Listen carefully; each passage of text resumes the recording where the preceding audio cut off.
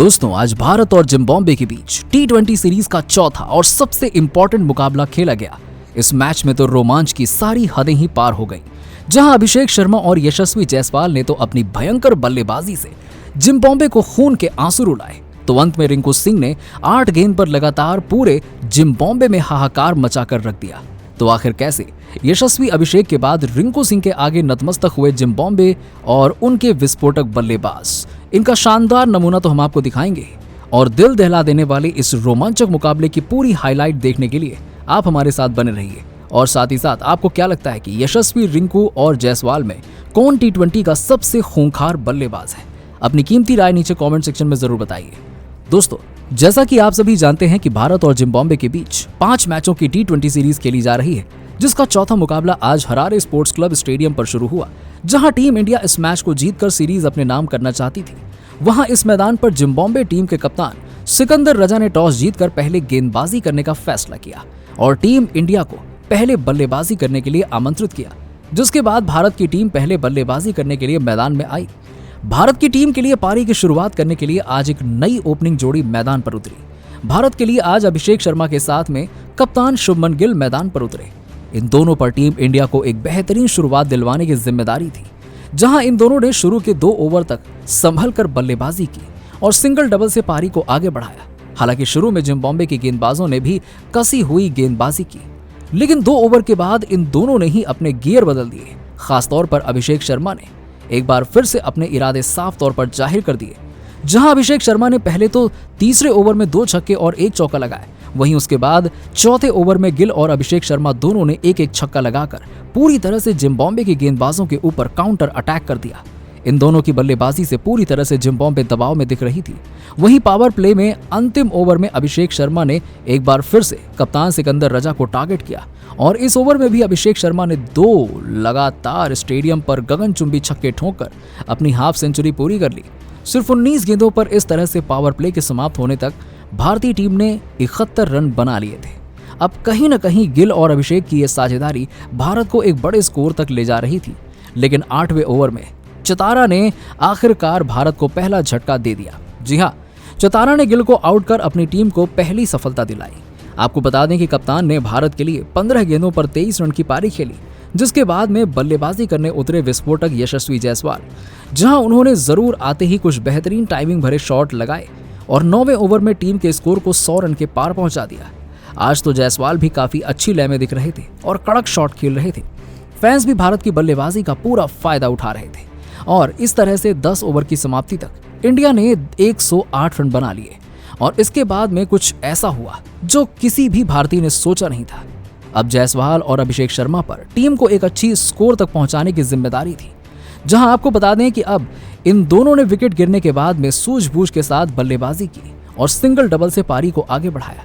हालांकि 15वें ओवर में जरूर एक बार फिर से अभिषेक शर्मा ने अपने हाथ खोले और इस ओवर में अभिषेक शर्मा के बल्ले से एक बार फिर से 1 चौका और 2 ताबड़तोड़ छक्के देखने को मिले। अब अभिषेक शर्मा एक बार फिर से अपने शतक की ओर तेजी से बढ़ रहे थे।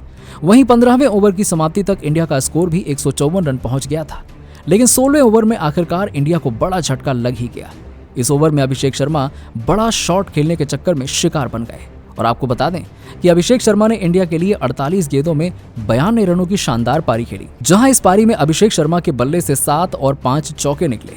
उसके बाद में खतरनाक लग रहे यशस्वी जायसवाल का साथ देने के लिए मैच फिनिशर रिंकू सिंह मैदान पर उतरे।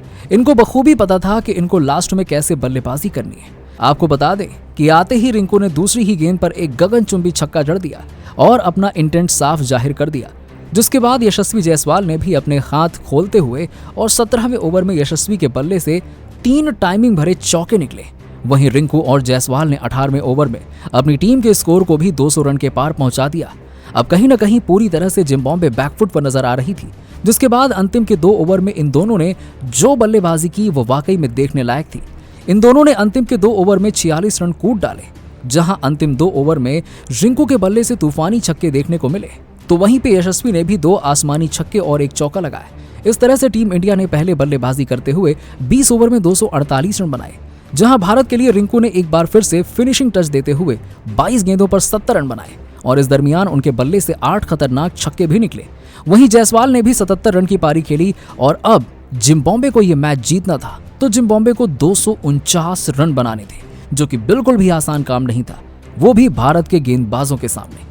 जिसके बाद में अब जब जिम्बाब्वे की टीम इस लक्ष्य का पीछा करने के लिए आई तो जिम्बाब्वे को आज एक बेहतरीन और ताबड़तोड़ शुरुआत चाहिए थी, क्योंकि लक्ष्य काफी बड़ा था। लेकिन लक्ष्य का पीछा करने उतरी जिम्बाब्वे की शुरुआत काफी खराब रही। पहले ही ओवर में इनोसेंट काया को मुकेश कुमार ने इन स्विंग गेंद डालकर क्लीन बोल्ड कर दिया और इंडिया को पहली सफलता दिलाई। अब आपको बता दें कि काया अपना खाता भी नहीं खोल पाए, जिसके बाद में बैटिंग करने के लिए आए ब्रायन बेनेट ने आते ही भारत के गेंदबाजों पर काउंटर अटैक शुरू कर दिया और उनका साथ मधवेरे ने दिया। बेनेट एक छोर से लगातार बैटिंग कर रहे थे ताबड़तोड़ वाली और तेजी से अपने टीम के स्कोर को आगे बढ़ा रहे थे। वहीं मधवेरे भी उनका साथ अच्छे से दे रहे थे। इन दोनों ने देखते ही देखते सिर्फ 4 ओवर में ही अपनी टीम को 50 रन के पार पहुंचा दिया। लेकिन अब टीम इंडिया को विकेट की तलाश थी। उसके बाद कप्तान शुभमन गिल ने रवि बिश्नोई को थमाई गेंद और बिश्नोई ने आते ही पावर प्ले के अंतिम ओवर में गेंदबाजी की और उसने मैच को ही पलट दिया। बिश्नोई ने दोनों सेट बल्लेबाजों को आउट कर दिया और इंडिया को बड़ी सफलता दिला दी। जहां बेनेट ने 18 गेंदों पर 40 रन बनाए, वहीं दूसरी ओर बल्लेबाजी कर रहे मधवेरे ने भी 8 गेंदों पर सिर्फ 12 रन बनाए। इस तरह से पावर प्ले के अंदर जिम्बाब्वे की टीम ने 62 रन बना लिए थे, जिसके बाद डियोनो मायर्स और कप्तान रजा ने जरूर कुछ अटैकिंग शॉट खेले और भारत के गेंदबाजी लाइनअप पर काउंटर अटैक करने की कोशिश की। खासतौर पर आज रजा काफी अटैकिंग बैटिंग कर रहे थे और भारत के हर गेंदबाज के खिलाफ बड़ा शॉट खेल रहे थे। हालांकि इंडिया के पास में काफी रन थे। रजा और मायर्स ने 10 ओवर तक जिम्बाब्वे की टीम को 100 रन के पार भी पहुंचा दिया। अब इन दोनों को कम से कम 15 से 16 के रन रेट से हर ओवर में रन बनाने थे, जो कि बेहद ही मुश्किल था। जहां 10 ओवर के बाद में बड़े शॉट खेलने के चक्कर में जिम्बाब्वे के बल्लेबाज लगातार अंतराल पर भारत के गेंदबाजों के जाल में फंसते चले गए। खासतौर पर रवि बिश्नोई और सुंदर ने जिम्बाब्वे के लगभग पूरी टीम को समेट दिया। जहां आपको बता दें कि पहले तो 13वें ओवर में बिश्नोई ने 2 झटके दिए। जिम्बाब्वे को बिश्नोई ने रजा को 30 रन के निजी स्कोर पर आउट कर दिया और इसी ओवर में मायर्स को भी 13 रन के स्कोर पर LBW कर दिया। जिसके बाद 15वें ओवर में सुंदर ने 2 झटके और जिम्बाब्वे को दे दिए। जहां आपको बता दें कि सुंदर ने कैंपवेल और मंडाडे को आउट किया। दोनों ने अपनी टीम के लिए 8-8 रन बनाए थे।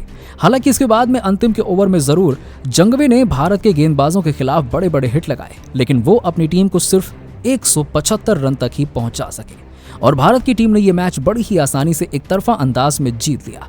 आपको बता दें कि यह सिर्फ एक प्रैक्टिस मैच था। बाकी रियल मैच यानी कि चौथा T20 मुकाबला 13 तारीख को खेला जाएगा, जिसे आप बिल्कुल मिस नहीं करना चाहेंगे। लेकिन दोस्तों, अब आपको क्या लगता है कि चौथे T20 मैच में टीम इंडिया जीत हासिल कर पाएगी या फिर नहीं? अपनी कीमती राय नीचे हमें कमेंट सेक्शन में जरूर बताइएगा। ऐसे ही शानदार खबरों के लिए हमारे इस वीडियो को लाइक करें और चैनल को सब्सक्राइब करना ना भूलें।